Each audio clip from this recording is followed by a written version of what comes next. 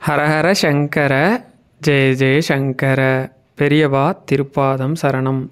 ஒரு முறை இதை கேட்டாலே ராமரோட அருளால் பல ஜென்ம பாவம் போய் எப்படிப்பட்ட பிரச்சனையும் உடனே தீரும், நீங்கள் எது கேட்டாலும் உடனே கிடைக்கும் அப்படின்னு சொல்லி பெரியவாவே சொல்லியிருக்கிறாங்க. அப்படி ஒரு ஆச்சரியமான விஷயத்தை பற்றி தான் இன்றைக்கி இந்த பதிவில் பார்க்க போகிறோம். வாங்க பதிவுக்குள்ளே போகலாம்.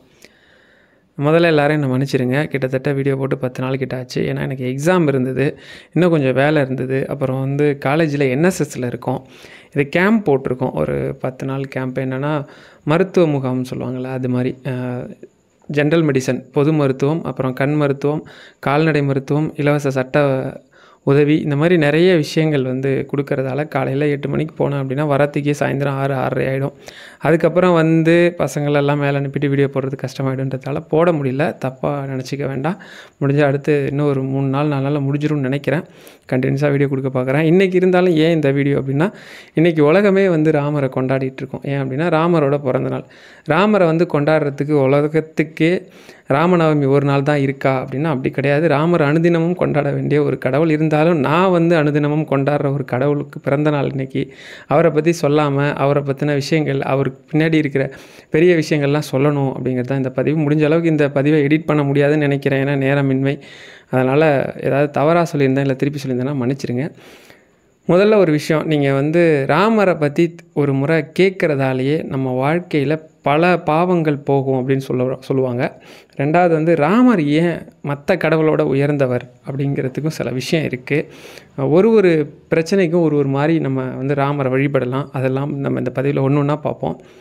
முதல்ல ராமர் ஏன் மற்ற கடவுளோட உயர்ந்தவர் அப்படின்னா, மற்ற அவதாரங்கள், அதாவது விஷ்ணு பகவானோட மற்ற அவதாரங்களில் ஒரு சில அவதாரங்கள் எல்லாமே அவதாரம் அப்படின்னு தெரிஞ்சு ஃபுல் பவர், அதாவது அந்த கடவுளுக்குடைய சக்தி இருக்கும் இல்லையா, அதை எல்லாமே பயன்படுத்தியிருப்பாங்க. எப்படின்னா இப்போ கிருஷ்ணன் பார்த்திங்கன்னா தான் அவதாரம் அப்படிங்கிறதால அந்த அவதாரத்துக்குரிய சக்தியை எல்லா இடத்துலையும் பயன்படுத்தியிருப்பார். ஆனால் ராமர் 2 இடத்த தவிர வேறு எங்கேயுமே தன்னோட அவதாரங்கிறது அவருக்கே தெரியாத மாதிரி, அதாவது அவரே அவரோட சக்தியை மறந்துருப்பார். அதாவது தான் ஒரு அவதாரங்கிறது எப்போவுமே அவருக்கு நினைவு வந்துடக்கூடாது அப்படிங்கிறதுக்காக குறிப்பிட்ட 2 இடத்த தவிர தான் மறந்துடணும் அப்படிங்கிறது தான் அந்த அவதாரத்திலே எழுதப்பட்டதற்கதாக சொல்லுவாங்க.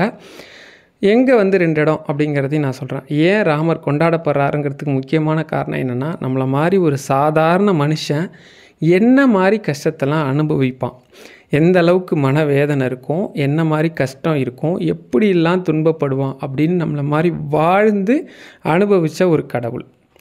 ராமா அப்படின்னாலே ஆனந்தத்தை கொடுப்பவன் அப்படின்னு சொல்லுவாங்க. ராமரோட வாழ்க்கை அந்தளவுக்கு ஆனந்தமாக இருந்ததா அப்படின்னு கேட்டால் அப்படி கிடையாது. ஏன்னா வேதப்படி எல்லாராலையும் வாழ்ந்துட முடியாதுன்னு சொன்னதுக்கு வாழ முடியும். அதே சமயம் ராமாவதாரத்தோட நோக்கம் ராவணனை வதம் பண்ணுறதுன்னு சொல்லுவாங்க. இந்த 2த்தையும் இணைச்சி ரொம்ப கஷ்டப்பட்டு வாழ்ந்தவர் ராமர். ஆனால் ராமர் கஷ்டப்பட்டு வாழ்ந்தார், அதனால் ராமரை கும்புறவங்க கஷ்டப்படுவாங்க அப்படின்னு கிடையாது. ராமர் அறநெறிகள் தவறாத கடைப்பிடித்து வாழ்ந்து காட்டினார். இன்றைக்கும் நம்ம சொல்லும்போது நீ என்ன பெரிய ராமனான்னு தான் கேட்போம். ஏன்னா அந்த அளவுக்கு அவரோட பெருமை உயர்ந்தது. இதில் ஒரு சில பேர் கேட்டிருந்தாங்க, என்ன அப்படின்னா, அவரோட பசங்க லவகுசன், அதில் அவரோட பையன் யாருன்னு அவருக்கு தெரியாதா, கடவுள் அவதாரமாக இருக்கும்போது கூப்பிட்ட குரல்லையே சீதை இருக்கும்போது அவங்க கூப்பிட்டது கூட அவர் காதில் கேட்கலையா அப்படின்லாம் கேட்பாங்கல்ல. அதுக்காக தான் முக்கியமாக இந்த விஷயத்த சொல்லவே வந்தேன். என்ன அப்படின்னா, தன் அவதாரங்கிறதையே அந்த இடத்துல மறந்துருப்பார். அதே மாதிரி அவர் ராமநாமத்தை சொல்கிற யாரையும் காப்பாற்ற மாட்டேன்னு எங்கேயுமே சொல்லியிருக்க மாட்டார். ராமனாலேயே ராமநாமத்தை ஏற்று ஜெயிக்க முடியாத சில விஷயங்கள்லாம் இருக்குது, அதையும் கூட நான் உங்களுக்கு சொல்கிறேன்.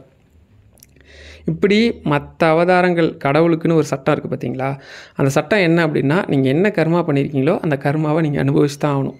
கடவுளை நீங்கள் பல படிநிலைகளில் மன்றாடி போராடி நீங்கள் கடவுள்கிட்ட கெஞ்சி கூத்தாடி அந்த கர்மாவை குறைச்சிக்கலாம். இப்படி வழிமுறைகள், படிநிலைகள், வழிபாட்டு முறைகள்லாம் இருக்குது. ஆனால் ராமரை பொறுத்தளவுக்கு நம்மளை மாதிரி மனுஷனாகவே வாழ்ந்துருக்கிறதால ஒரு மனுஷனோட கஷ்டம் என்னன்றது தெரியும். அதனால் ராமா அப்படின்னு நீங்கள் அவரை கூப்பிட்டீங்கனாலே உங்கள் கஷ்டத்தை உடனே தீர்ப்பார். இதை நான் சொல்லலை, பெரியவா பல இடத்துல சொல்லியிருக்கிறாங்க. பெரியவாவுக்கு முன்னாடி வாழ்ந்த எத்தனையோ ராமரோட புகழ்பாடின மகான்கள் சொல்லியிருக்கிறாங்க, நிரூபிச்சும் காட்டியிருக்கிறாங்க. நீங்கள் சொல்லியிருக்காங்கன்னு சொல்லக்கூடாது, நிரூபிச்சிருக்கிறாங்க.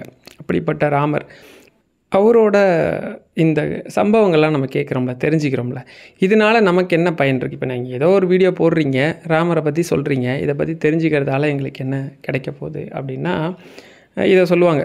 என்னென்னா, ஒரு தடவை விஷ்ணு கிட்ட போயிட்டு நாரதர் கேட்டாராம். நாரதர் என்ன கேட்டிருக்கிறார் அப்படின்னா, எத்தனையோ விதமான மக்கள் வந்து உலகத்தில் வாழ்கிறாங்க. அப்படிப்பட்ட மக்கள் வந்து எல்லாருக்குமே ஒரு கர்ம பயன் இருக்குது. அதனால தான் அவங்க பிறவியே எடுக்கிறாங்க. ஒரு சிலர் வந்து பூஜை முறைகள் தெரிஞ்சு கடவுள் வழிபாடு பண்ணுறாங்க. ஏதோ ஓரளவு கர்மாவிலையும் தப்பிச்சுக்கிறாங்க. மந்திரங்கள் சொல்கிறாங்க, வழிபாட்டு முறைகள், தான தர்மங்கள்லாம் பண்ணுறாங்க.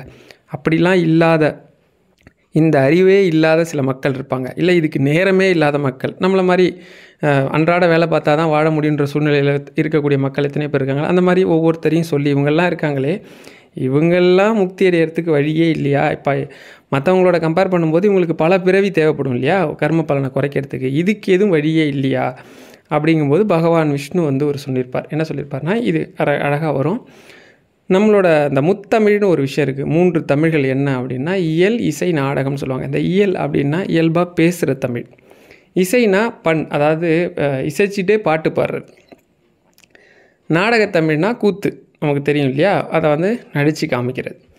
இதில் இந்த 3ல் சிறப்பு எதுனா நாடகத்தமிழ். அதாவது ஒரு விஷயத்த நாம் சின்ன வயசுலேருந்து அதிகமாக எதை விரும்புவோம் அப்படின்னா, நம்ம எல்லாருமே பண்ணியிருப்போம். என்னென்னா, நம்ம அப்பாவோ அம்மாவோ தாத்தாவோ பாட்டியோ நமக்கு ஒரு கதை சொல்லியிருப்பாங்க. கதை சொல்லி தான் சாதமே ஊட்டியிருப்பாங்க. நம்ம தமிழ் மரபே அப்படி தான். இதில் நம்ம எல்லாருமே கதை கேட்டே வளர்ந்துருப்போம். இது மாதிரி இருக்கிறதுலையே ஒரே ஒரு இதிகாசம், அதாவது ரொம்ப பெருமை வாய்ந்த இதிகாசம்னா ராமாயணம். ராமாயணத்தை கேட்டாலே, அதாவது யாராவது ஒருத்தர் ராமாயணத்தில் வரக்கூடிய ராமனோட கதாபாத்திரத்தை பற்றி ராமா அப்படின்னு சொல்கிறத கேட்டாலே அவங்களுக்கு முக்தி கிடைக்கும்னு சொல்கிறார் அவர்.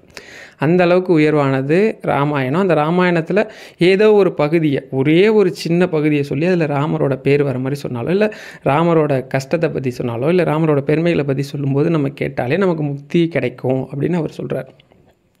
அந்த அளவுக்கு உயர்வானது. நம்ம வந்து ராமநவமி அன்னைக்கு தான் ராமரை பற்றி தெரிஞ்சுக்கணுமான்னு தப்பாக நினச்சிக்காதீங்க. ராமர் வந்து இன்றைக்கி தான் தெரிஞ்சுக்கணும்னு கிடையாது. ராமரை நம்ம மறந்துடக்கூடாது அப்படிங்கிறதுனால தான் நம்ம ராமநவமியை கொண்டாடுறோம். ஒரு கடவுள் ஒரு விசேஷத்தையும் நம்ம கொண்டாடுறதுக்கு பின்னாடி மந்திர வழிபாடு ஒன்று இருக்குது.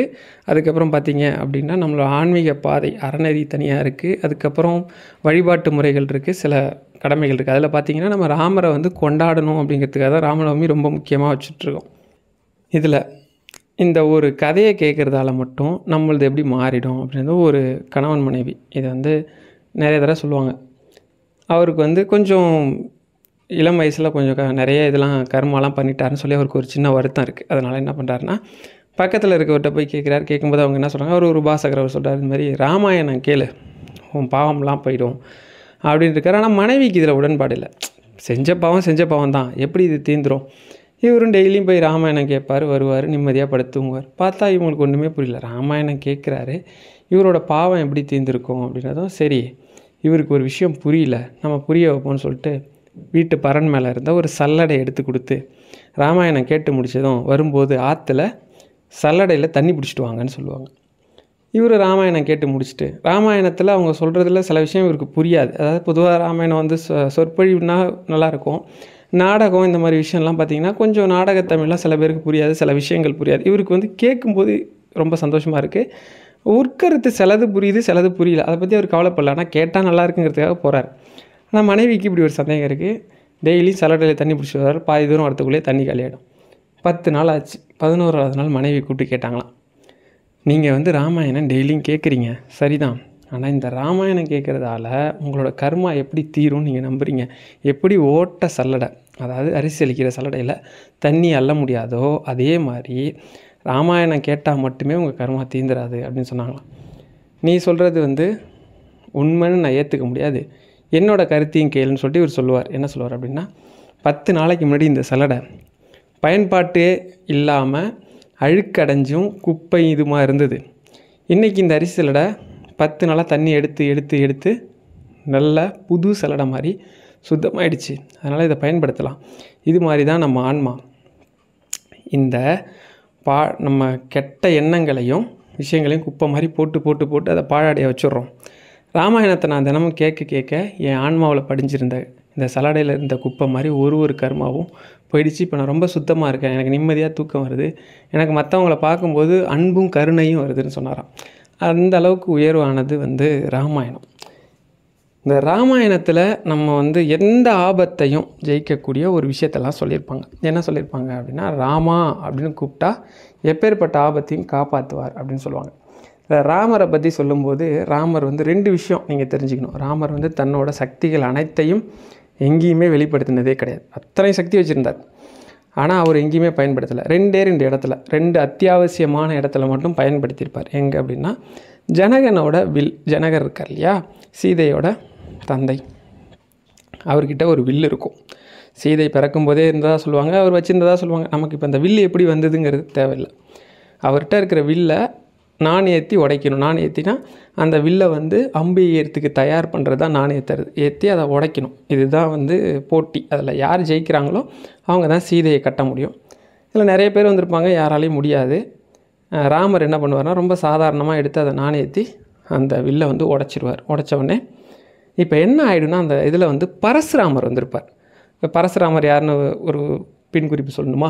இப்போ பரசுராமர் யார் அப்படின்னா, விஷ்ணுவோட ஒரு அவதாரம். பரசுனா கோடாரி, கோடாரியை உடைய ராமர். அவரும் வந்து ஒரு அரசர். யார் அப்படின்னா, உங்களுக்கு மகாபாரதத்துக்கு போகணும். திரும்ப மகாபாரதத்தில் இருக்க பீஷ்மருக்கு எல்லா கலைகளையும் சொல்லி கொடுத்த குரு அவர் தான். எந்த தப்பு செய்கிற 21 தலைமுறை சத்திரியனும், ஒரு சத்திரியன் தப்பு பண்ணால் அவனோட 21 தலைமுறையும் அழிச்சிருவேன் அப்படின்னு சொல்லி சபதம் பூண்டவர். இவர் என்ன பண்ணுவார் அப்படின்னா, கோவம் வந்துடும். அது வந்து சிவதனுசு. சிவதனுசுனா சிவன் கையால் கொடுக்கப்பட்ட ஒரு வில்லு. அதை எப்படி நீ உடைக்கலாம், அதை நீ அவமரிச்சிட்டேன்னு சொல்லி தன்னோட பரசுன்னு சொல்லக்கூடிய கோடாரி எடுத்துருவார். ஒரே வெட்டா உன்னை வெட்ட போகிறேன்னு. ராமர் நினச்சிருந்தா அந்த இடத்துல என்ன பண்ணியிருக்கலாம், அவர்கிட்ட அத்தனை சக்தி அஸ்திரங்கள் இருந்தது. ஒரே ஒரு அம்பை எஞ்சி அவர் தலையவே எடுத்திருக்க முடியும். எடுத்திருக்க முடியாது நீங்கள் நினைக்காதீங்க. மகாபாரதம் நல்லா தெரிஞ்சவங்களுக்கு தெரியும். பிதாமகர் பீஷ்மர்கிட்ட சில சக்தி அஸ்திரங்கள் இருந்தது. அதை அவர் 2 பேருக்கும் சண்டை வந்துடும். அப்போ அதை அவர் மேலே ஈய போவார். தேவர்கள்லாம் வந்து தடுத்துருவாங்க. ஏன் அப்படின்னா, எப்போ வந்து ஒரு சிஷ்யன் குருவை கொன்ன பாவத்துக்கு ஆளாயிடக்கூடாது. 2வது, உன்னோட அஸ்திரத்துக்கு எதிர் அஸ்திரம் பீஷ்மர்கிட்ட இருந்து விடப்பட்ட அஸ்திரத்துக்கு எதிர் அஸ்திரம் வந்து இவர்கிட்ட இருக்காது, பரசுராமர்கிட்ட இல்லையோ, அப்பயே வந்து அவர் தோற்ற நிலை மாதிரி தான். ஆனால் இருந்தாலும் குருவும் சிஷ்யனும் சண்டை போட்டுக்கூடாதுன்னு சொல்லி சமாதானம் பண்ணி இது பண்ணி விட்ருவாங்க. அவராலேயே இவருக்கு எதிராக ஒரு அஸ்திரத்தை கொண்டு வர முடியும்னா, இவருக்கு கடவுளோட அவதாரம். இவர்கிட்ட 67 அஸ்திரம். விஸ்வாமித்திரர் தன்னோட யாகத்தை காப்பாற்றி கொடுத்ததாக 67 அஸ்திரங்களை வந்து பிரயோகம் பண்ணுற முறையை சொல்லி கொடுத்துருப்பார், அஸ்திரத்தை கொடுத்துருப்பார். அதில் ஒரு உதாரணம் சொல்கிறேன் பாருங்கள். பிரம்மாஸ்திரம் நீங்கள் எல்லாம் கேள்விப்பட்டிருப்பீங்க. பிரம்மாஸ்திரம்னா இந்த உலகத்தில் இருக்க நாடுகள் வச்சுருக்கிற அத்தனை அணு ஆயுதம் சொல்கிறோம் பார்த்தீங்களா, அது எல்லாத்தையும் சேர்த்தா ஒரு பிரம்மாஸ்திரம். ஒரு கற்பனைக்கு சொல்கிறான். அது மாதிரி பல அஸ்திரங்கள் இருந்தது. பிரம்மாஸ்திரத்தையே செயலிழக்க வைக்கக்கூடிய பிரம்மஸ்ரீஸ்ன்னு சொல்லுவாங்க. அப்படி ஒரு அஸ்திரம் இருந்தது. பிரம்மாஸ்திரத்தையே செயலிழக்க வைக்கணும்னா அதோட சக்தி எப்படி இருக்கும் பாருங்கள்.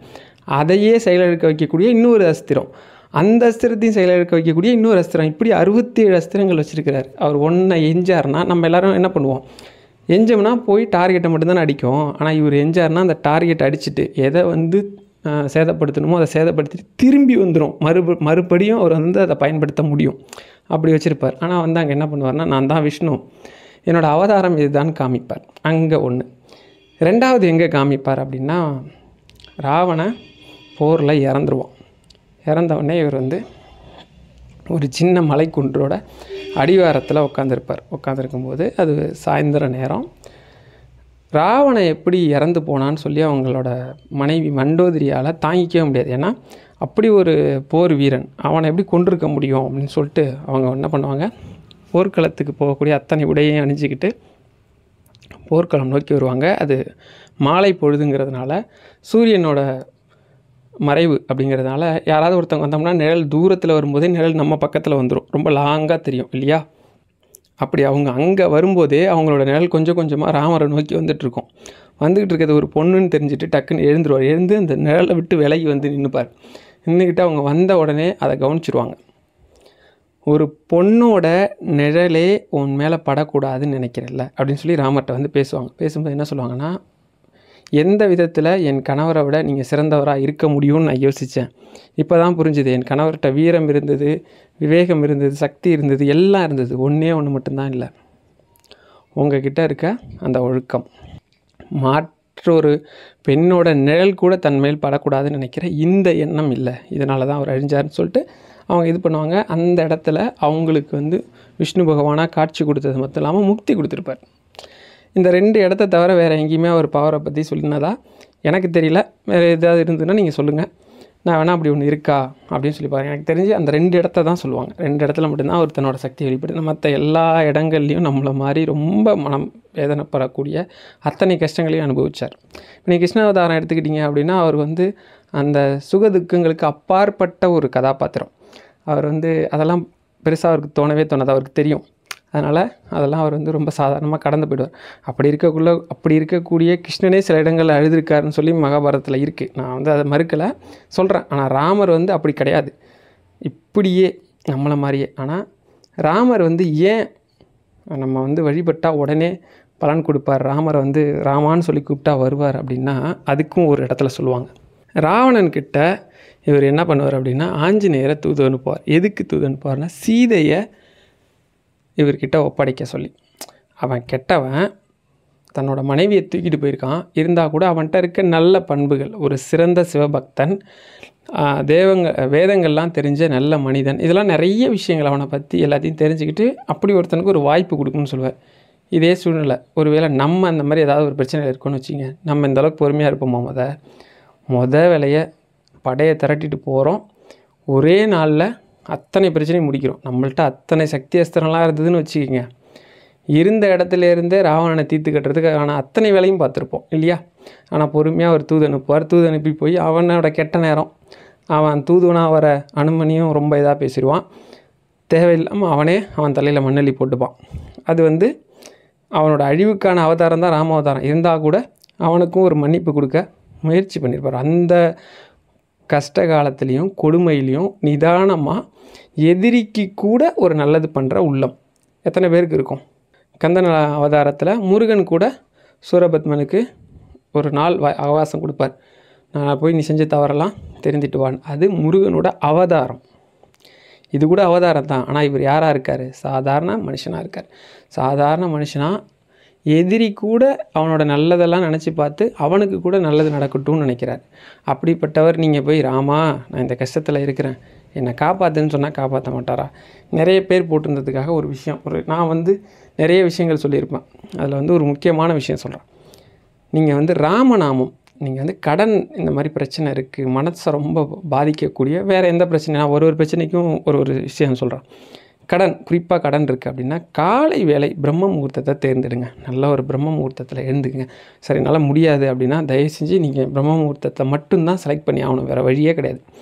ஸோ ராமநாமம் சொல்கிறதுக்கு கால நேரம்லாம் தேவையில்லை. இருந்தாலும் பிரம்ம முகூர்த்தத்தில் சொல்லும்போது இந்த பூமி மேலே ஒரு விதமான காஸ்மி எனர்ஜின்னு சொல்லுவாங்க.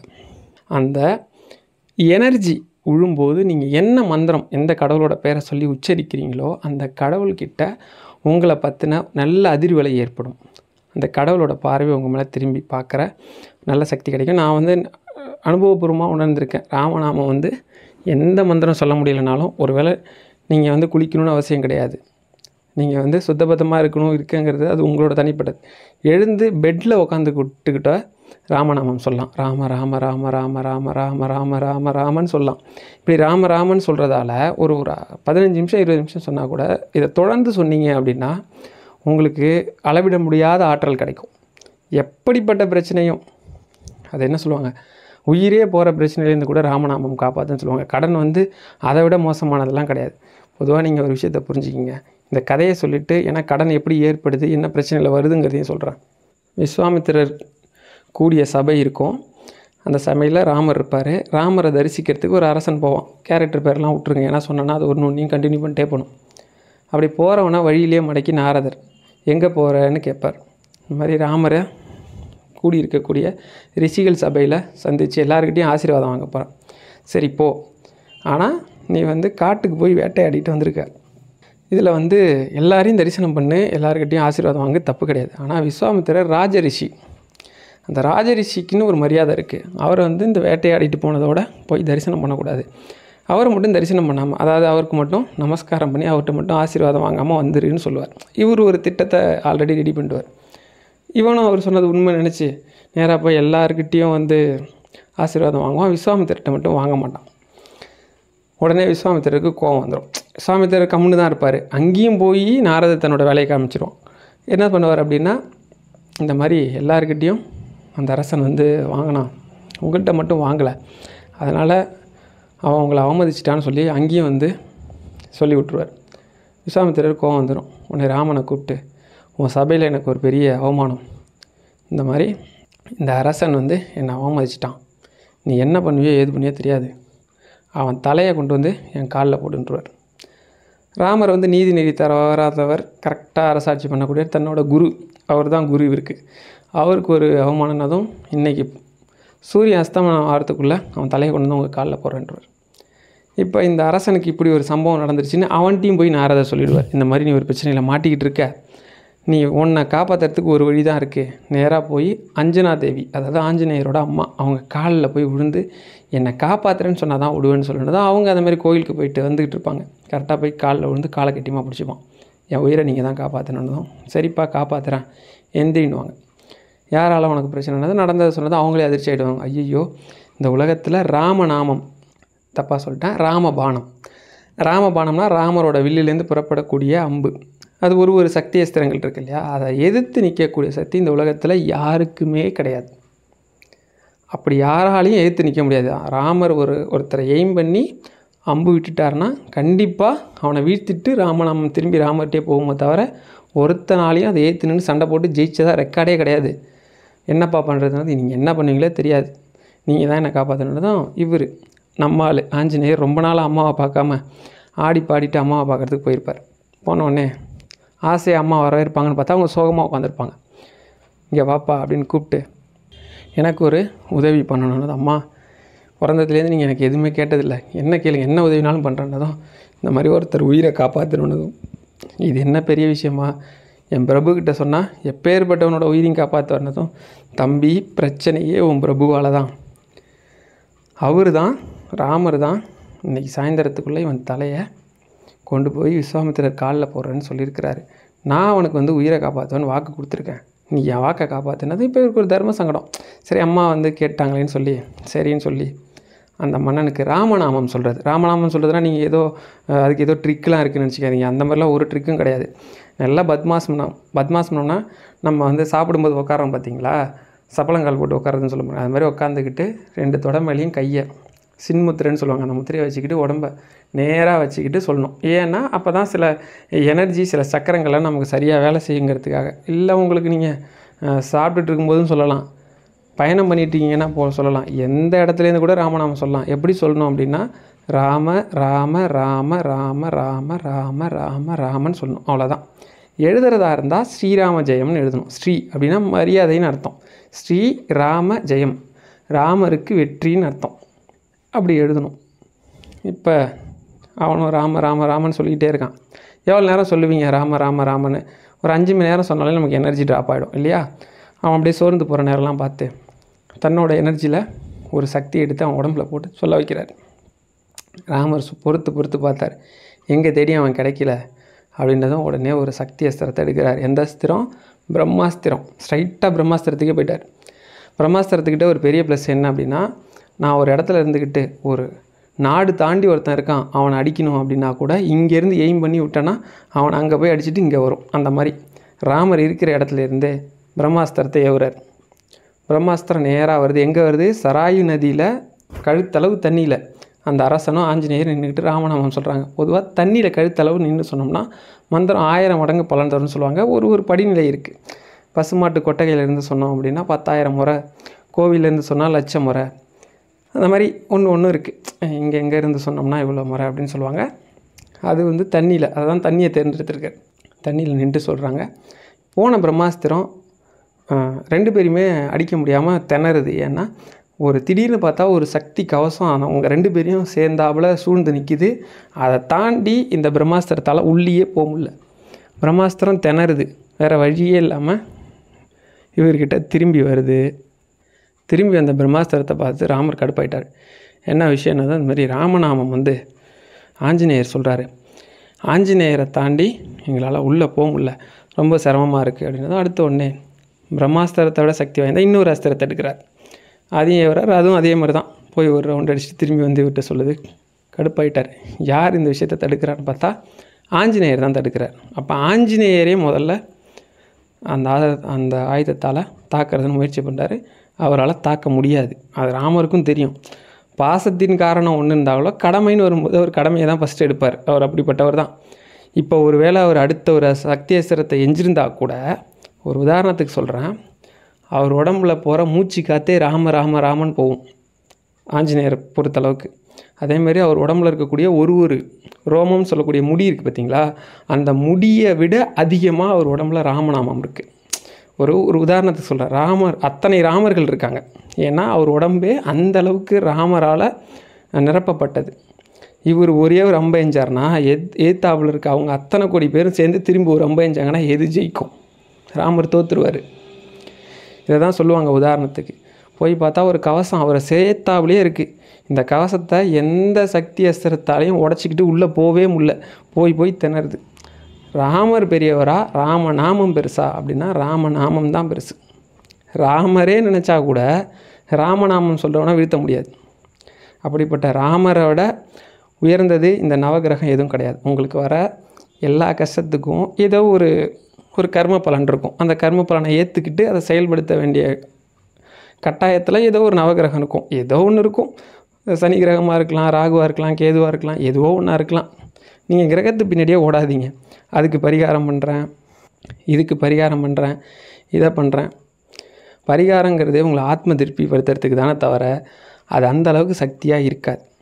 கடவுளோட மந்திரத்துக்கும் வழிபாட்டுக்கும் இருக்கிற சக்தி அதுக்கு இருக்காது. புரிஞ்சுக்குங்க. நீங்கள் கடனால் இருக்கீங்க, எந்த பிரச்சனையும் இருக்கீங்கன்னா உட்காந்துக்குங்க. நல்லா ஃப்ரீயாக ஒரு பிரம்ம முகூர்த்தத்தில் உட்காந்துக்கிட்டு ராம ராம ராமன் இந்த மாதிரி நான் சொல்கிற மாதிரி சொன்னாலே 10 நிமிஷத்தில் 1008 சொல்ல முடியும். ஒரு 15-20 நிமிஷம் சொல்லுங்கள். இல்லை உங்களுக்கு பிரச்சனை அதிகமாக இருக்குன்னா ஒரு அரை மணி நேரம் சொல்லுங்கள். நீங்கள் விரல் விட்டு எண்ணக்கூடிய நாட்களே போதுமானது உங்கள் பிரச்சனை தீர. அது எவ்வளோ பெரிய பிரச்சனையாக இருந்தாலும், கோடியில் கடன் இருந்தால் கூட தீந்துடும். ஏன்னா அந்த அளவுக்கு சக்தி வாய்ந்தது ராமநாமம். ராமராலேயே ராமநாமம் சொல்கிறவரை ஒன்றும் பண்ண முடியலங்கும்போது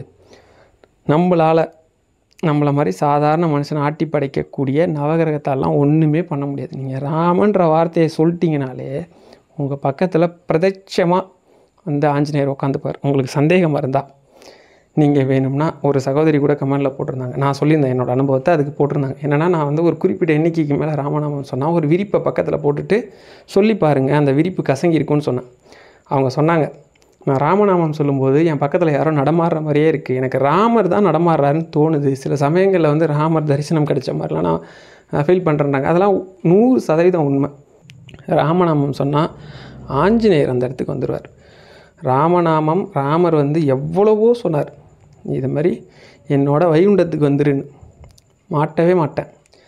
ராமநாமம் யார் சொல்கிறாங்களோ அவங்களுக்கெல்லாம் எந்த பிரச்சனையும் இல்லாமல் ராமநாமம் ஒழிக்கக்கூடிய இடத்துலலாம் நான் இருந்து அந்த பிரச்சனையெல்லாம் தீர்த்து வைப்பேன்.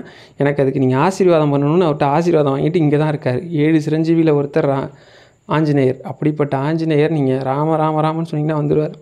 ஆஞ்சநேயர் இருக்கக்கூடிய இடத்துல எந்த சக்தி அஸ்திரமும் வேலை செய்யாது. இந்த பில்லி சூனியம் ஏவல் எதுவும் அட்டமா சித்திகள்னு சொல்லுவாங்க. இதில் ஒரு வகை தான் நம்மளெல்லாம் பாதிக்கக்கூடிய விஷயம். அதெல்லாம் ஒன்றுமே கிடையாது. அது எப்படி சொல்கிறது, ஒரு புயலுக்கு முன்னாடி இதெல்லாம் ஒன்றும் இல்லைங்கிற மாதிரி. அதெல்லாம் துளி கூட வேலை செய்யாது. ஒன்று. இப்போ ராமநாமம் எழுதுறதா இருந்தால், இப்போ ராமநாமம் எப்படி எழுதணும் அப்படின்னா, சிவப்பு மை. நீங்கள் ஒரு கடலில் இருக்குது, எனக்கு சொல்ல வரல, நான் எழுதட்டுமா அப்படின்னா, சிவப்பு பேனா கிடையாது, மை சிவப்பு. எழுதுகிற பேனாவோட மை வந்து சிவப்பு கலராக இருக்கிற மாதிரி ஒரு நோட்டு வாங்கிக்கிட்டு எவ்வளோ வந்து ஸ்ரீராம ஜெயம் எழுத முடியுமோ, ஸ்ரீ ராம ஜெயம் எந்த மொழியில் வேணால் எழுதலாம், எந்த லாங்குவேஜில் வேணாலும், தமிழில் எழுதலாம், இங்கிலீஷில் எழுதலாம். உங்களுக்கு எந்த மொழி உங்கள் தாய்மொழி எதுவோ, உங்களுக்கு எந்த மொழி தெரியுமோ அந்த மொழியில் எழுதலாம். கடவுளுக்கு இதுதான் மொழின்னு எந்த மொழியும் கிடையாது. எல்லா மொழியையும் பேச தெரிஞ்ச, படிக்க தெரிஞ்ச, உணர தெரிஞ்சவர் தான் கடவுள். அதனால் நீங்கள் வந்து சார் தமிழில் எழுதுனா தான் வருவாரா? ஒருத்தங்க கேட்டாங்க ஹிந்தியில் வந்து எழுதணுமா அப்படின்னு. அப்படிலாம் அவசியமே இல்லைங்க. உங்களுக்கு என்ன தெரியுமோ அந்த மொழியில் எழுதலாம். நீங்கள் இந்த மொழி அந்த மொழின்னு எந்த மொழியை பற்றிலாம் கவலைச்சேன். எந்த அளவுக்கு நீங்கள் நம்பிக்கையாக ஆழ் மனசு எந்த அளவுக்கு நம்புதுங்கிறதுல தான் மந்திரம் ஒளிஞ்சிக்கிட்டே இருக்குது. நீங்கள் ஆழ் மனசு ஒரு விஷயத்தை நம்பிடுச்சுன்னா அதை விட மந்திரம் அதை அதிகப்படுத்தும். ஒரு கதை சொல்லுவாங்க, என் பாட்டி சொன்னாங்க, எனக்கு சரியாக நினைவில்லை, இதெல்லாம் நினைவு இருக்கிறதையே சொல்கிறேன். சத்ரபதி சிவாஜி அவங்க அரண்மனைக்கு ஒரு அம்மா பால் எடுத்துகிட்டு போவாங்க. அது அரண்மனை பயன்பாட்டுக்காக இல்லை அங்கே உள்ளே இருக்கிற கோயிலுக்கான்னு தெரியாது. ஒரு குறிப்பிட்ட மாட்டை வளர்க்கக்கூடிய அம்மா அவங்க. எப்படின்னா 8 மணிக்கெலாம் அரண்மனை கதவுகள் அடைக்கப்பட்டுரும். சத்ரபதி சிவாஜி திறந்தாதான் சொன்னால் தான் திறப்பாங்க. அப்படிப்பட்ட ஒரு கட்டுப்பாடு இருந்தது. அந்த அரண்மனை முழுக்கவும் வழுக்கு பாறைகளால் ஆனது. எப்படின்னா உள்ளேருந்து வெளியில் வர முடியாது, வெளியிலேருந்தும் உள்ளே போக முடியாது. ஏன்னா ஏறவே முடியாது. நீங்கள் எதை வச்சும் பெரிய பெரிய பாறைகள் மலைகளை கொண்டு வந்து கட்டப்பட்டது. அவ்வளோ சீக்கிரம் யானைப்படையோ எந்த படையை வச்சும் தகர்த்தர முடியாது. இன்றைக்கி இருக்கிற மாதிரி பவர்ஃபுல்லான விஷயங்கள்லாம் அப்போ கிடையாது. அதனால் பண்ண முடியாது. அப்படி இருக்கும்போது அந்த அம்மா ஒரு நாள் உள்ள சில வேலையாக இருக்கும்போது நேரமானது தெரியாமல் உள்ளே இருந்துருவாங்க. குழந்தைகளும் கணவரும் இங்கே இருப்பாங்க. இவங்களை காணும் தேடுவாங்கன்னு சொல்லிட்டு இவங்க வெளியில் வர முயற்சி பண்ணால் கதவு பூட்டியிருக்கும். என்ன கதவு பூட்டியிருக்கு அப்படின்னு சொல்லி போயிட்டு மந்திரி கிட்ட கேட்பாங்க. அவன் சொல்லுவார், இல்லை இது அரசர் ராஜா சொன்னால் தான் திறக்க முடியும், யார் சொன்னாலும் திறக்க மாட்டாங்க, அவர்கிட்ட சொல்லி திறக்க சொல்லுங்கள். என் பசங்க நான் வரலன்னா ரொம்ப காத்துக்கிட்டு இருப்பாங்க, பயப்படுவாங்க. கணவர் வந்து வழியில் ஏதாவது ஆயிடுச்சுன்னு சொல்லி பயப்படுவார், ரொம்ப பயந்துருவாங்க. காலையில் போனாலும் சரிப்பட்டு வராது, காலையில் மறுபடியும் எனக்கு வேலை இருக்குது, அதுமாதிரி நிறையா சொல்லுவாங்க. அவங்க வந்து அவங்க கஷ்டத்தெல்லாம் சொல்லி கேட்பாங்க, முடியவே முடியாதுன்றவாங்க. சரி அப்படின்னு சொல்லி இவங்க கெஞ்சி கெஞ்சி பார்த்துவாங்க, கதறி அழுவாங்க. இவங்களுக்கு ஒரு நல்ல பழக்கம் இருந்தது. என்ன நல்ல பழக்கம் அப்படின்னா, இவங்க வந்து ராமநாமம் சொல்லுவாங்க. எப்படின்னா மாடு பால் கறக்கும்போது ராமநாமம் சொல்லிக்கிட்டே கறப்பாங்க. அது உங்களுக்கு தெரியுமான்னு தெரியல, 2-3 மாடுலாம் பால் கறந்தோம்னா ரொம்ப கை வலிக்கும். அந்த களைப்பு தெரியாமல் இருக்கிறது நிறைய பேர் பாட்டுலாம் பாடுவாங்க. எங்கள் அப்போலாம் பாட்டு பாடிலாம் செய்வாங்க. அந்த மாதிரி இருக்கப்போ இவங்க ராமநாமம் சொல்லிக்கிட்டே செய்வாங்க. இவங்களுக்கு ஒரு பழக்கம். இவங்க ஒன்று கண்ணீரில் இருக்கும்போது என்ன பண்ணுவாங்கன்னா ராமநாமம் சொல்லுவாங்க. ராம ராம ராம ராமன்னு சொல்லிட்டு இருப்பாங்க. பார்த்தா பொழுது விடிஞ்சு கதவை திறந்தா மந்திரி ராஜா சொல்ல மந்திரி கதவை திறக்க சொல்லுவார். வேலையாள் கதவை திறந்தா வெளியில் இந்த அம்மா மறுபடியும் பால் பாத்திரத்தோடு நிற்பாங்க. மந்திரிக்கு சரியான கோபமாயிடும். எப்படி ராத்திரி கதவு திறக்காமல் நீ வெளியில் போயிருக்கவே முடியாது, இந்த கோட்டையை அப்படி பார்த்து பார்த்து ராஜா கட்டியிருக்காரு, உள்ளேருந்து வெளியே போகிறதுக்கு வாய்ப்பே இல்லை, உனக்கு யார் கதவை திறந்து விட்டா அப்படின்னதும், இல்லை நான் வந்து கதவை திறந்துட்டு போல் இந்த பாறை மலை ஏறி போனேன் அப்படின்னு சொல்லுவாங்க. வாய்ப்பே கிடையாது அப்படின்னதும் உடனே அந்த அம்மா அவங்க முன்னாடியே சத்ரபதி சிவாஜி முன்னாடியே ராமநாமம் சொல்லிக்கிட்டே இந்த இதில் ஏறினதாக சொல்லுவாங்க. இன்னொரு மாதிரி என்ன சொல்லுவாங்கன்னா, அந்த அம்மாவோட தாய்மை உள்ளம் அந்த குழந்தைக்காக எங்கள் ஒரு தாயோட தைரியம் வந்து குழந்தைகளுக்காக தாய் எதையும் செய்வாள் அப்படிங்கிறதுக்காக இந்த கதையை சொல்லுவாங்க. நிறைய பேர் இந்த கதையை தாய் எதையும் செய்வாள்ன்றதுக்காக தான் சொல்லுவாங்க. ஆனால் சத்ரபதி சிவாஜி வாழ்க்கையில் கிட்டத்தட்ட 6 சம்பவமோ என்னமோ ராமநாமத்துக்காக உயர்வாக சொல்லப்பட்டிருக்கும். ஏன்னா இந்த உள் மனசுக்கு மிகப்பெரிய தெம்பையும் தைரியத்தையும் கொடுக்கக்கூடிய நாமம் ராமநாமம். ராமநாமம் சொல்ல சொல்ல இந்த ஆழ் மனசு அத்தனை சக்திகளையும் கிரகிச்சிக்கிட்டு உங்களால் முடியாதுன்னு நினைக்கிற விஷயத்த கூட பண்ண வைக்க முடியும். சத்ரபதி சிவாஜி முன்னாடியே அந்த அம்மா ராமநாமம் சொல்லி அந்த கோட்டை சுவர்லேருந்து ஏறி கீழே இறங்கி காட்டுவாங்க. சத்ரபதி சிவாஜியே மிரண்டுருவார். இது சாத்தியமே இல்லாத ஒரு விஷயம் எப்படி நடந்ததுன்னு சொல்லுவாங்க. அதே மாதிரி சத்ரபதி சிவாஜி வாழ்க்கையில் அவரோட குரு வந்து ராமதாசர் எத்தனையோ அற்புதங்கள்லாம் பண்ணி காமிச்சிருப்பார். ராமநாமத்தை வச்சு நானே கிட்டத்தட்ட நம்ம சேனல்லையே ஒரு 37 வீடியோ என்னமோ போட்டிருக்கேன்னு நினைக்கிறேன். ராமரை பற்றி ராமநாமத்தை பற்றியே சொல்லியிருக்கேன். இருந்தாலும் நிறைய சம்பவங்கள் சொல்லியிருக்கேன். ஏன் இன்றைக்கி நான் சொல்கிறேன் அப்படின்னா, நம்மளுக்கு மனப்பூர்வமாக ஒரு மந்திரத்தையோ இல்லை வழிபாட்டையோ சொல்லும்போது என்ன நடக்கும்? சில பேர் ராமநாமம் சொல்கிறேன் சார், எனக்கு ஒன்றுமே நடக்க மாட்டேங்குது அப்படின்றாங்க. எவ்வளவோ முயற்சி பண்ணி பார்த்துட்டேன் அப்படின்னா, இப்போ ஒரு தப்பாக நினச்சிக்காதீங்க, ஒரு உதாரணம் சொல்கிறேன். நீங்கள் வந்து ஒரு பானை நிறையா தண்ணி வச்சுருக்கிறீங்க, அந்த பானையை தூக்கிட்டு போகிறது உங்களுக்கு கஷ்டம்னு வச்சுக்கிங்களேன். ஒரு டம்ளராக மொண்டு வெளில ஊற்றுறீங்க. அப்படி இருக்கும்போது ஒரு 2-3 டம்ளர் மொண்டு ஊற்றுனதுமே சரியாயிரும்னு நினைக்கிறது எந்த விதத்தில் நியாயம்னு எனக்கு தெரியல. மொத்த பானையும் காலியாகும்னா ஒன்று அந்த பானையை தூக்கி கவுத்து விடுற அளவுக்கு உங்களுக்கு ஆன்ம சக்தி இருக்கணும். அந்த மாதிரி ஆன்ம சக்தி நமக்கு இருக்கான்னு கேட்டால் எனக்கு தெரிஞ்சு யாருக்கும் அந்த மாதிரி இருக்காது. இந்த டம்ளார் மாதிரி தான் நம்மளோட ஒரு கர்மாவோட படிநிலையும் நமக்கு தெரியாது. இந்த ராமநாமம் நீங்கள் எதிர்பார்க்குற விஷயம் சின்ன விஷயமா இருக்கலாம், இதை விட பல மடங்கு உங்களுக்கு நல்லது பண்ணக்கூடிய ஒரு விஷயத்தை வச்சுட்டு காத்துட்ருக்கோம். சில பேர் வந்து 10 நாள் சொல்லியிருக்கேன் சார், ஒன்றும் நடக்க மாட்டேன். 10 நாள் இல்லைங்க, 10 நிமிஷம் சொன்னால் கூட எத்தனையோ அற்புதங்கள் பண்ணக்கூடியது. நீங்கள் அந்தளவுக்கு ஆழமாக நம்பணும். இதில் வந்து நம்பிக்கையும் உங்களோட ஆத்மார்த்தமான அந்த பக்தியும் தான் முக்கியமே தவிர மற்ற எதுவும் பெருசாக ராமநாமத்துக்கு தேவையில்லை. நீங்கள் அதை பண்ணணும் இதை பண்ணணும் அப்படிலாம் ராமநாமம் எதையும் எதிர்பார்க்கறது கிடையாது. இப்போ நான் இன்னொரு விஷயத்தையும் நான் சொல்கிறேன். ராமர் வந்து இந்த மாதிரி பிரச்சனைக்கு தான் ராமநாமம் சொல்லணுமா? அதை வேறு ஒருத்தங்க கேட்டாங்க. எனக்கு வந்து நீங்கள் சொல்கிறது எல்லாம் பார்த்தீங்க அப்படின்னா ஒரு குறிப்பிட்ட பிரச்சனையை தான் சொல்கிறீங்க. அப்படிலாம் கிடையாதுங்க, குறிப்பிட்ட எந்த பிரச்சனையும் கிடையாது. எல்லா பிரச்சனைக்கும் ராமர் வந்து நேர்லேயே வரக்கூடிய கடவுள். நம்ம ஆங்கிலேயர் ஒருத்தரோட குறிப்பு இன்றைக்கும் இருக்கக்கூடிய ஒரு கோவில் சம்பவத்தை நான் சொல்கிறேன். நீங்கள் வந்து பார்த்தீங்கன்னா மதுராந்தகம், நீங்கள் மதுராந்தகம் போனீங்கன்னா ஏரி காத்த ராமர் கோயில் இருக்குது. அது என்ன ஏரி காத்த ராமர் கோயில்னு அந்த கோயிலோட தலைவரலாறு படிச்சிங்கன்னா நீங்கள் இன்னும் பிரமிப்பாக இருக்கும் உங்களுக்கு. ஏன்னா ஆங்கிலேயர் ஆட்சியில் அந்த மதுராந்தகம் ஏரி உடஞ்சி ஊருக்குள்ளே வரப்போகுது. மழை அந்தளவுக்கு கடுமையான மழை. ஊரை வந்து எச்சரிக்கிறாங்க, நீங்கள் பேசாமல் ஊரை காலி பண்ணிட்டு எல்லோரும் மேட்டுக்கு வந்துடுங்க. அப்போ ஊரில் வந்து திருவிழா நடந்துகிட்ருக்கு. என்ன திருவிழா நடக்குதுன்னா, அந்த கோவிலில் இருக்க ராமருக்கு சிறப்பு திருவிழா நடக்குது. அப்போ சொல்கிறாங்க, இல்லைங்க திருவிழா அப்படிலாம் விட்டு வர முடியாது, நாங்கள் பல காலமாக ராமரை கும்பிட்டுட்ருக்கோம். அவர் நினச்சாருன்னா இதெல்லாம் ஒன்றுமே கிடையாதுன்னு ஊர் பெரியவங்களாம் சொல்கிறாங்க.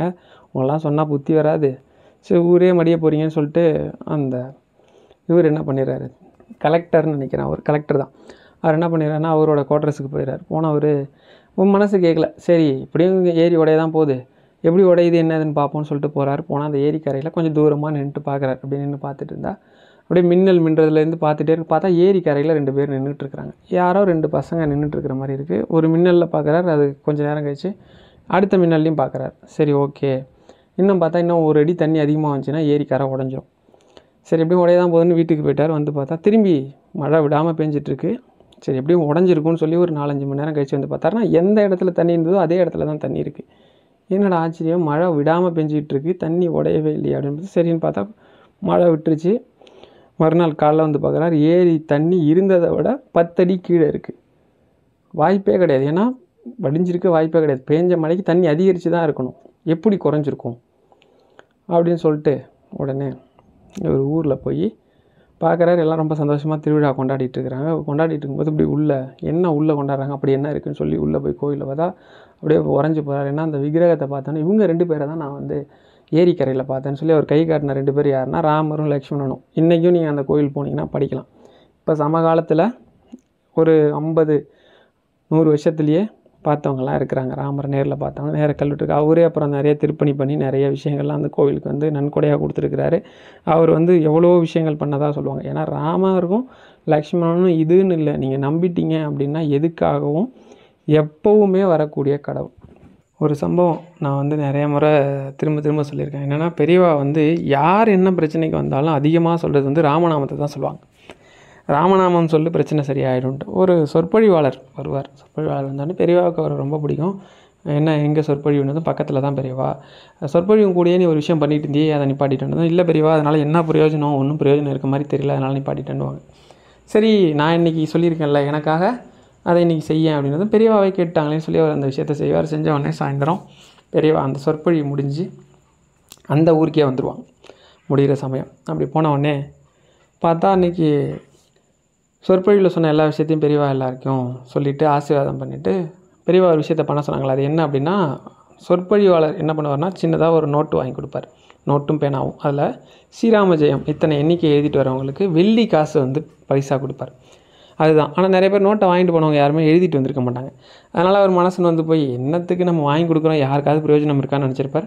ஆனால் அன்னைக்குன்னு பார்த்து இவர் வெள்ளி காசை வாங்குறதுக்கு வரிசையில் சின்ன பசங்க வந்திருப்பாங்க. அதில் ஒரு பையனை கையை கட்டி பெரியவா வந்து இதில் என்ன எழுதியிருக்க அப்படின்னு கேட்பாங்க. அவர் அமைதியாக நிற்பான் அந்த பையன். மறுபடியும் பெரியவா என்ன எழுதியிருக்கேன்னு தெரியாதா அப்படின்னு கேட்டவுடனே பக்கத்தில் இருந்த பையன், சாமி அவனுக்கு வந்து சின்ன வயசுலேருந்தே பேச வராதான் ஊமை அப்படின்னு சொல்லுவாங்க. உடனே பெரியவா அவனை கையை காட்டி அமைதியாருன்னு சொல்லிவிட்டு மறுபடியும் அந்த பையனை பார்த்து இதில் என்ன எழுதியிருக்கேன்னு கேட்பாங்க. அமைதியாக நின்றுட்டு இருந்த பையன் கொஞ்சம் கொஞ்சமாக 8 வயசு அவனுக்கு, பேசவே தெரியாதவன் ரா அப்படின்னு இழுப்பான். ரா ம ராம ஜெய ராமஜெயம் எழுதியிருக்கேன்னு சொல்லுவான். அந்த சொற்பொழிவாளருக்கு அப்படியே உறைஞ்சி போய்டும். இந்த சம்பவத்தை ஃபஸ்ட்டு டைம் படிக்கும்போது எனக்கே ஒரு மாதிரி ஆயிடுச்சு. அந்த அளவுக்கு உடனே பெரியவா கூப்பிட்டு சொல்லுவாங்க, என்ன புண்ணியம்னு கேட்டியே, 8 வருஷமாக பேசாத குழந்தைய பேசிட்டான், இதுதான் ராமநாமத்தோட மையமைன்னு சொல்லுவாங்க. முத யார் ஸ்ரீராம ஜெயம் எழுதுனா ஒருத்தங்க கேட்டாங்க, அதை சொல்லுங்களேன் அப்படின்னு. முத ஸ்ரீராம ஜெயம் எழுதுனது யாருன்னா ஆஞ்சநேயர் தான் எழுதினார். எப்போ அப்படின்னா சீதை கிட்ட போரில் ஜெயிச்சிட்டோன்னு சொல்கிறதுக்காக ஓடுவார். சந்தோஷத்தில் சீதையை பார்த்தோன்னே இவருக்கு அந்த சந்தோஷத்தில் பேச்சு வராது, அப்படி பேச்சு வராது, அப்படியே ஒரு மாதிரி சந்தோஷத்துலேயே அப்படியே உறைஞ்சி போய் நிற்பார். அப்போ சீதை கேட்பாங்க, என் போரில் என்ன நடந்தது, யார் ஜெயிச்சா அப்படின்னு உடனே கீழே மணலில் ஸ்ரீராம ஜெயம்னு எழுதுவாராம். ஸ்ரீராம ஜெயம்னா ஸ்ரீராமருக்கு வெற்றி, அதுதான் அதோட அர்த்தம். உடனே சீதை வந்து ரொம்ப சந்தோஷப்பட்டு அவர் ஆசீர்வாதம் பண்ணதாக சொல்லுவாங்க. அதுக்கு முன்னாடியே சில சம்பவங்கள்லாம் சொல்லுவாங்க. இதில் வந்து நமக்கு வந்து ஒரு பிரச்சனை இருக்குது. அது எந்த பிரச்சனையாக இருக்கட்டும், நீங்கள் கடனாக இருக்கட்டும், வேறு எந்த பிரச்சனையாக இருக்கட்டும், குடும்ப பிரச்சனையாக இருக்கட்டும், இல்லை வேறு எந்த பிரச்சனையாக இருக்கட்டும், அதில் உங்களுக்கு ஒரு வெற்றி வேணும். நீங்கள் ஒரு விஷயத்தை எதிர்பார்க்குறீங்க, அது வெற்றி வேணும்னா ஆஞ்சநேயருக்கு வந்து வெத்தலை மாலை போட்டு ஆஞ்சநேயர் கோயிலில் உட்காந்துக்கிட்டு, உன்னை நம்பி தான் நான் ராமநாமம் சொல்கிறேன், நீ என்ன பண்ணுவியோ எது பண்ணுவியோ தீர்த்து கொடுன்னு சொல்லுங்கள். நீங்கள் வந்து இத்தனை நாள்னு கணக்கு வச்சு கூட சொல்லுங்கள். எனக்கு 10 நாளுக்குள்ளே அந்த பிரச்சனை தீரணும், இல்லை 2 நாளில் தீரணும், 1 நாளில் தீரணும்னு சொல்லுங்கள். ஒரே நாளில் தீர்ந்துடும். இது மாதிரி தீருமான்னு கேட்காதீங்க. நான் இது மாதிரி பல தடவை செஞ்சு காமிச்சிருக்கிறேன். நான் இதை நிறைய என்னோடய அனுபவத்தை நான் வந்து இங்கே சொல்லியிருக்கிறேன். ராமநாமத்துக்கு வந்து இதுதான் சக்தின்னு கிடையாது. இந்த உலகத்தில் பண்ணவே முடியாத விஷயத்தெல்லாம் பண்ணும். ஒன்று கடைசியாக ஒரு சம்பவத்தோடு முடிச்சிக்கலாம்னு நினைக்கிறேன். இன்னும் எனக்கு கதை சொல்ல ஆர்வம் தான், இன்னும் நிறையா இருக்குது சொல்லணுன்னா. அப்படி இன்னும் 2 மணி நேரம் 3 மணி நேரம் கூட சொல்லுவேன். இப்பயே மணி கிட்டத்தட்ட ஆகிடுச்சு. இதுக்கப்புறம் இதை வந்து ஆடியோவிலேருந்து வீடியோவாக எடுத்து அதை வீடியோவை அப்லோட் பண்ணி அதை யூடியூப் பர்மிஷன் கொடுத்து உங்களுக்கு வந்து சேர்கிறதுக்கு எவ்வளோ நேரம் ஆகும்னு தெரில. அதுக்காக தான் சரி, நாளைக்கு வேலையும் இருக்கிறதால ஒரு சின்ன சம்பவத்தோட முடிக்கிறேன். பொதுவாக ராமநாமத்தை சொல்கிறதுக்கு ஒரு மனுஷனுக்கு வந்து 84,000 பிறவி, 84 லட்சம் பிறவி, 2 விதமாக சொல்லுவாங்க. இத்தனை கடந்த ஒருத்தர் தான் வந்து ராமநாமத்தை சொல்ல முடியும். அந்த அளவுக்கு ராமநாமத்தை சொல்கிறதுக்கே நமக்கு ஆன்ம பலம் வேணும்னு சொல்லுவாங்க. கேட்கும்போது ரொம்ப சாதாரணமாக இருக்கும், இதெல்லாம் சும்மாங்க அப்படின்ட்டு. நம்மளில் எத்தனையோ விதமான மக்கள் இருக்காங்க. அத்தனை பேரும் ராமநாமத்தை சொல்லிகிட்டா இருக்காங்க. இல்லை ராமஜெயம் எழுதுகிறாங்களா? அப்படி எழுதக்கூடிய மக்கள் நீங்கள் எத்தனை பேரை பார்த்துருக்கீங்க? அப்படி பார்த்தீங்கன்னா விரல் விட்டு எண்ணக்கூடிய நபர் தான் இருப்பாங்க. அவங்க சொன்னது அது உண்மை அப்படிங்கிறது எனக்கு ஒரு விதத்தில் புரிஞ்சிச்சு. சரியா? ராமநாமத்துக்கு அளவிட முடியாத சக்தி இருக்குது. நம்ம கர்மாவை முடிவுக்கு கொண்டு வரது மட்டும் இல்லாமல் நாம் என்ன கேட்குறோமோ அதை கொடுக்கக்கூடிய சக்தி இருக்குது. சொல்லிட்டேன்னு நினைக்கிறேன் இந்த கதை நிறைய தடவை, இருந்தாலும் இந்த இடத்துல தேவைப்படுது, திரும்ப சொல்கிறேன். காசியில் ஒரு தர்மவான், அவர் பண்ணாத தர்மங்களே கிடையாது, அப்படி தர்மம் பண்ணவர். ஆனால் அவரோட ஒரு சின்ன கர்மா, எல்லாருக்கும் ஒரு கர்மா இருக்கும்ல, அப்படி ஒரு கர்மாவால் அவருக்கு குஷ்டம் வந்துருச்சு. உடம்பு ஃபுல்லாக குஷ்டரோகம் வந்துருச்சு. அவர் பண்ண தர்மத்தின் பலனாக எத்தனையோ பேர் அவரை வந்து தான் வீட்டில் வச்சு ராஜா மாதிரி பார்த்துக்கிறேன்னு சொல்கிறாங்க. ஆனால் அவருக்கு வந்து உடன்பாடே இல்லை. தனக்கு இப்படி நிலம் வந்துருச்சேன்னு சொல்லி தன்னோட சொத்தை எல்லாத்தையும் யார் யார் கொடுக்கணுமோ எல்லாத்தையும் கொடுத்துட்டு அவர் வந்து அவங்கள்ட்ட ஒரு வேண்டுதல் வைக்கிறார். என்ன அப்படின்னா, எப்படியாச்சும் என்ன அந்த காசியில் இருக்கக்கூடிய கங்கையில் கொண்டு போய் போட்டுருங்க, கங்கையில் இருந்தால் எனக்கு மோட்சம் கிடைக்கும். அவரோட எண்ணம் தான், கையை காலை கட்டி எனக்கு கங்கையில் போட்டுருங்கன்றார். மக்கள் ஒத்துக்கவே இல்லை. அவர் கடைசி ஆசைங்கிறதுனால ஒரு வழியாக எல்லாரையும் கன்வின்ஸ் பண்ணிட்டார். ஊரே அவரை பல்லக்கில் வச்சு தூக்கிட்டு வரும்போது ஊரே அழுதுகிட்டு வருது.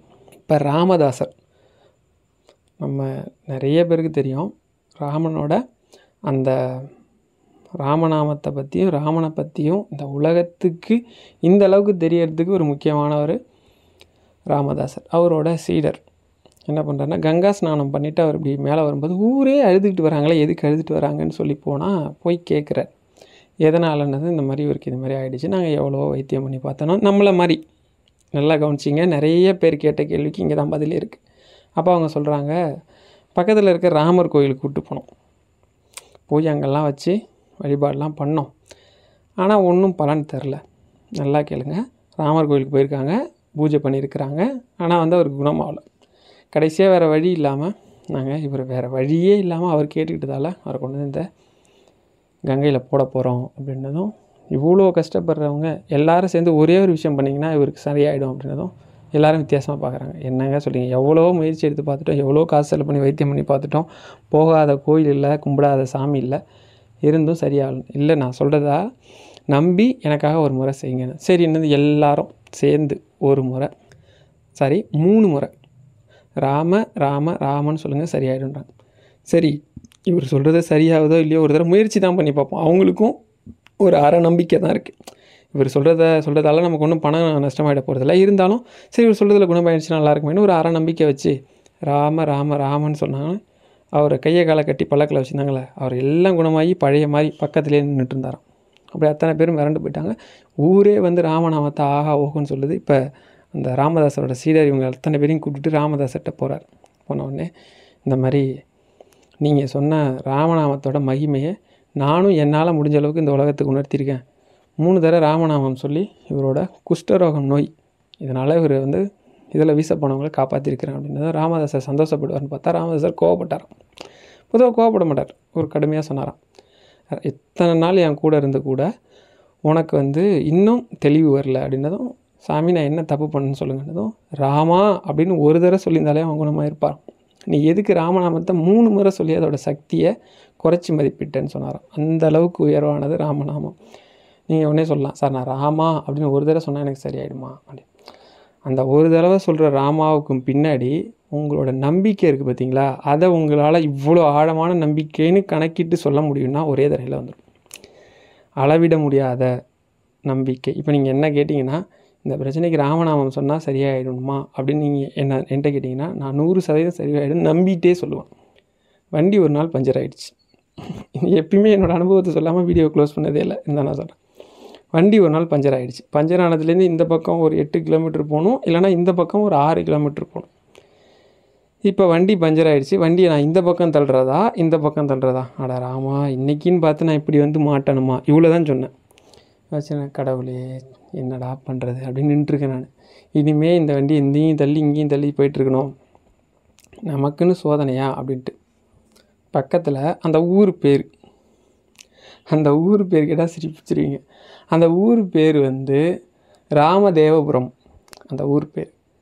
அட கடவுளே, ராமா உன்னை மறந்துட்டேன்னு நீ ஞாபகப்படுத்துறியா, இதே சொல்கிறேன் அப்படின்னு சொல்லிட்டு வண்டியை ஸ்டாண்டு போட்டு, என்ன பண்ணுவியோ எனக்கு ஏதாவது ஒரு ஹெல்ப் பண்ணு. ஒரு ஷேர் ஆட்டோக்கார் வந்தார். சொல்லிகிட்டு இருக்கேன், என்னங்க ஆச்சு அப்படின்னு கேட்டார். இந்த மாதிரி வண்டி நின்றுச்சு பிரதர், பஞ்சர் ஆகிடுச்சு, அதான் தள்ளிட்டு போகிறது ரொம்ப சிரமம். ஒன்றும் பிரச்சனை, நீங்கள் ஆட்டோவில் வாங்க நான் கூப்பிட்டு போகிறேன் அப்படின்னு சொல்லிட்டு உக்காந்துட்டு, அந்த வண்டி வந்து அங்கேயே சைலாக் பண்ணிட்டு கொஞ்சம் தூரம் போனதும் மெக்கானிக்கிட்ட சொல்லி இந்த மாதிரி இருக்காருன்னா அவர் வண்டியிலேருந்து வந்து என்னை கூப்பிட்டு வந்து அங்கேயே திங்ஸை கொண்டு வந்து பஞ்சர் ஒட்டி மாட்டி கொடுத்தாரு. ஒரு 15 நிமிஷத்தில் நடந்திருக்கும். இதை சொல்லும்போது பார்த்தா இதெல்லாம் சாதாரணங்கன்னு தோணும். நீங்கள் நினச்சி பாருங்கள், 8 கிலோமீட்டர் நீங்கள் வண்டியை தள்ளிட்டு இந்த பக்கமோ இல்லை 6 கிலோமீட்டர் இந்த பக்கமோ போகிறது சாதாரண விஷயமே கிடையாது. அதுவும் அது கிராமம். நீங்கள் ஒரு வேளை போய் இந்த பக்கம் கடை இல்லைனாலும் சரி, இந்த பக்கம் கடை இல்லைனாலும் சரி, நொந்துருவீங்க வாழ்க்கையில். அப்படி ஒரு இடத்துல மாட்டிக்கிட்டேன். 2 பக்கமும் சவுக்கு மரம் இருக்குது பார்த்தீங்களா, அந்த சவுக்கு மரம் தான் இருக்குது, நடுப்பற ரோடு. இப்படி தான் அந்த ஊர். ஒன்று நான் இங்கே போகணும் இல்லை இங்கே போகணும் நின்றுட்டு இருந்தேன். அவர் எங்கேயோ சவாரி விட்டவர், கொஞ்சம் தூரம் போக வேண்டியது அவர். சரின்னு இந்த பக்கமாக போயிருக்கார், ரோடு நல்லா இருக்குன்ட்டு. வந்தவர் எனக்காக வந்திருக்கார், வந்து கொண்டு வந்து விட்டார். அந்த மாதிரி சொன்ன உடனே பலன் கிடைக்கும். ஆனால் சொல்கிறவங்களோட நம்பிக்கையை பொறுத்தது. எந்த மந்திரமும் இது வரைக்கும் வேலை செய்யாமல் போனது கிடையாது. ஆனால் நம்ம சொல்கிறவங்களோட நம்பிக்கையை பொறுத்து. பெரியவா சொன்னதை நான் வந்து உள்வாங்கிக்கிட்டேன். நான் வந்து என் மனைவிகிட்ட சொல்லுவேன். அவங்க இது வரைக்கும் ஸ்ரீராம ஜெயம் எழுதிட்டு இருக்காங்க. என் பையனை ஃபஸ்ட்டு கூப்பிட்டு போன உடனே நான் எழுதினது வந்து பார்த்திங்கன்னா ஸ்ரீராம ஜெயம் தான் அவனுக்கு எழுதி கொடுத்தேன். ஸ்ரீராம ஜெயம் தான் எழுத வச்சுருக்கேன். அவனுக்கு வந்து சொல்லுவேன், அவனுக்கு வந்து எப்பயுமே ராமநாமம் சொல்லுவேன். நான் இன்னொரு விஷயத்த சொல்ல மறந்துட்டேன். குழந்தைங்க வந்து சரியாக படிக்க மாட்றாங்க, அதில் ஒரு கம்ப்ளைண்ட் இருந்தது. காலையில் எழுந்தும்போது குழந்தைங்கள ராமன்னு சொல்லி எழுப்புங்க. அதேமாதிரி தூங்குகிற குழந்தைங்க காதில் ராமன்னு சொல்லுங்கள். இந்த விஷயத்தை நீங்கள் பண்ண ஆரம்பிச்சிங்கனாலே நல்லா நடக்கும். நல்ல விஷயங்கள் குழந்தைங்களுக்கு என்ன தேவையோ அந்த விஷயம் நல்லா தெளிவாக புரிஞ்சுப்பாங்க, நல்ல ஞாபக சக்தி கிடைக்கும், நல்லா கூர்ந்து கவனிப்பாங்க, நல்லா படிப்பாங்க. ராமநாமத்துக்கு அவ்வளோ சக்தி இருக்குது. இன்றைக்கி தான் ராமநவமி, அதனால தான் ராமநாமம் சொல்லணும்லாம் இல்லை. உங்களுக்கு என்றைக்கு நீங்கள் இதை பார்க்குறீங்களோ, என்றைக்கு நேரம் கிடைக்குதோ, உங்களுக்கு வந்து இதுக்குன்னு நேரம் ஒதுக்கி டெய்லி ராமநாமம் சொல்லுங்கள். எழுந்திக்கும் போது நீங்கள் ராமான்னு சொல்லிக்கிட்டே இருந்துறீங்க. நீங்கள் வேணால் பாருங்கள், மற்ற நாளை விட அந்த நாள் சிறப்பான நாளாக தான் இருக்கும். இது வரைக்கும் எனக்கு இருந்திருக்கு. பெரியவா சொல்லும்போது சொல்லுவாங்க, காலையில் 2 நிமிஷம் ஒதுக்கி ராமன்னு சொல்லணும், சாயந்தரம் 2 நிமிஷம் ஒதுக்கி சிவசிவான்னு சொல்லணும். தூங்க போகிறப்ப நம்ம அன்றாடம் செஞ்ச நல்லதுக்கும் கெட்டதுக்கும் இறைவன்கிட்ட மன்னிப்பு கேட்கணும். இது செஞ்சாலே அன்னன்னைக்கு கர்மா நம்மளோட கணக்கில் போய் சேராதுன்னு சொல்லுவாங்க. கர்மானா என்ன? கெட்ட கர்மா. நல்ல கர்மா சேர்ந்துட்டு போகுது, அதை வச்சு நம்ம நல்லா தானே இருக்க போகிறோம். நமக்கு தேவை நம்மளோட கெட்ட கர்மா தானே சேரக்கூடாது, சேர்ந்துருக்க கர்மா குறையணும். அதானே இதுக்கு ஒரே சுலபமான வழி பெரியவா சொன்னது. காலையில் 2 நிமிஷம், சாயந்தரம் 2 நிமிஷம், நைட்டு தூங்க போகிறப்ப மன்னிப்பு கேட்கணும். இது எல்லாராலையும் பண்ண முடிஞ்சது தான். இப்போ நம்ம பூஜை பண்ணணும், மற்ற விஷயம் பண்ணணும், கோயிலுக்கு போகணும், பரிகாரம் பண்ணணும், அதெல்லாம் நம்மளால் பண்ண முடியுது. இந்த 2 விஷயம் பண்ண முடியலன்றது தான் வருத்தம். இதை வேணால் செஞ்சு பாருங்களேன். ஒரு சின்ன மாற்றம், ஒரு சின்ன விஷயம், ஒரே ஒரு சின்ன விஷயம் உங்கள் வாழ்க்கையை பெரிய லெவலில் மாற்றும். நம்பிக்கையோடு சொல்லுங்கள். ஹரஹர சங்கர, ஜெய ஜெய சங்கர.